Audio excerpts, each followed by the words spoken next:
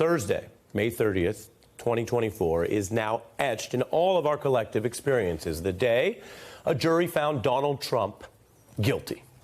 The day a man who spent his life outrunning lawsuits from fellow citizens, civil cases from government officials, regulatory probes, federal probes, congressional inquiries, a record-breaking 2 impeachments in 1 presidential term, a historic RICO charge, and an unprecedented 2 federal indictments.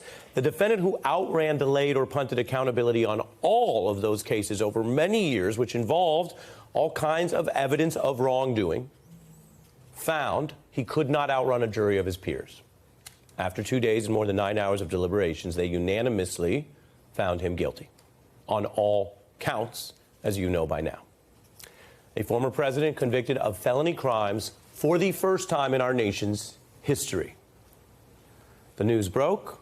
We will be revisiting that tonight and going forward with some very special guests and new information. But this is a time, if there ever were a time, to slow down in our fast-paced lives in the way our media, including, yes, television and internet media, rushes forward to the next thing and the next thing and the next iteration of the thing and the implication of the thing. This is a time to absorb what we just went through. It was not so long ago, May 30th, etched into legal precedent, into law books that will be read and studied for many decades to come, into history books that will try to understand why this took so long in some sense, and then why it happened, and then what will be happening after it, which is our collective future. And it will certainly be written about and studied in whatever mechanisms they use, video, hologram, TikTok, you name it, but in the decades ahead, in the political tomes about this new chapter in a long-running question that outdates democracies but is at the core of any rule of law democracy, which is this clash between power, who gets it, how we hand it out, and accountability, which is always tested more in how we deal with the powerful rather than everybody else. So I say that as a bit of an opening. I hope it's not too grandiose, but a big picture thought. And right now we are going to turn to something we've prepared for you to begin tonight, to begin this special, and that is how we all went through this from when it first started to break on that day I mentioned, Thursday, May 30th. We have a verdict in the criminal trial of Donald Trump. We are looking at count 1, guilty. Count 2, guilty. Count 3, guilty. Breaking news, Donald Trump found guilty on at least five of the 34 charges so far. That just stopped me in my tracks. I can hear the cheering. Tell us what's happening. There's an eruption from the...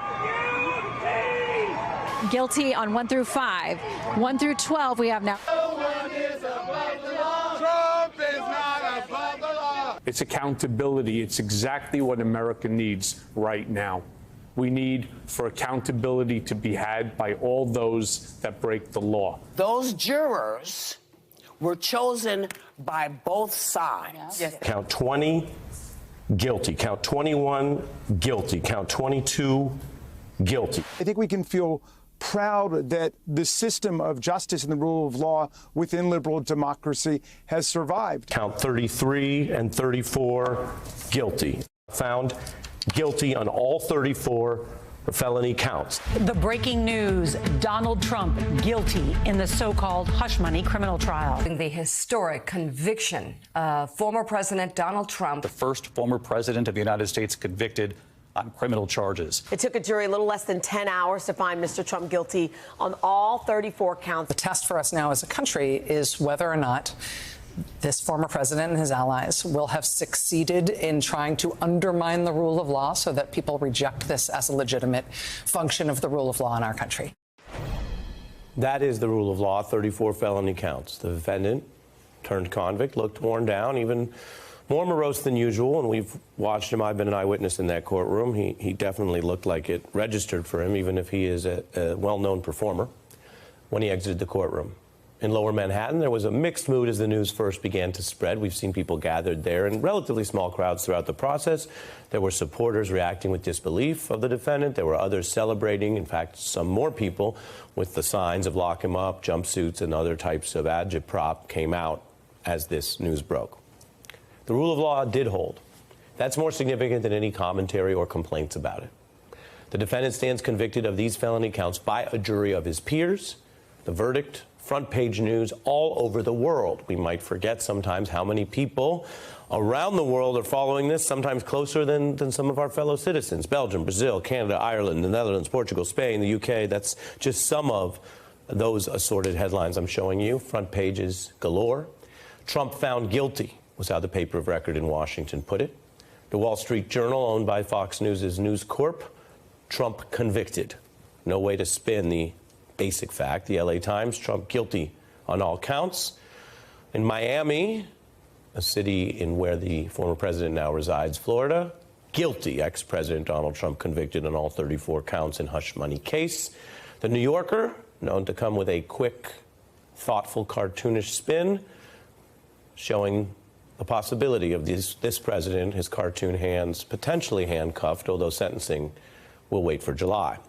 In New York, where the tabloids have long danced with this figure, you can see guilty and guilty in two of them. In the New York Post, one of the only papers going farther, as I mentioned in the Wall Street Journal, to take a different spin. Rather than beginning with the facts, they began with the take.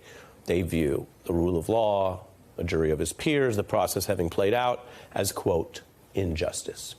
Donald Trump's hometown paper, the small Queens Daily Eagle, went with an old school way to put it: Queens man convicted. That Queens man is just that, a man, a person, a citizen. He has rights as a convict, just as he had rights as a defendant. He's expected, of course, to appeal. They're saying they're going to do that. As for the president who replaced Donald Trump, he's also speaking out. He rarely does on this topic, but now that there is a verdict, he spoke about it for the first time. I just want to say a few words about what happened yesterday in New York City. The American principle that no one is above the law was reaffirmed. Reaffirmed and reaffirmed against something that some of the optimists and politicians didn't acknowledge as much, that of these 4 different indictments I mentioned, 3 have been effectively punted, delayed, and whittled down to not get to the public or to a jury by the election. And while it shouldn't matter if sometimes there are some delays, the election does matter when the crimes in question involve a coup to overthrow the government, a RICO charge for a related crime to overthrow the election, and in this case, which at one point wasn't clear whether it would go first or not, or go at all, a crime for the original Electoral College election of Donald Trump, which is now classified as part of a campaign conspiracy.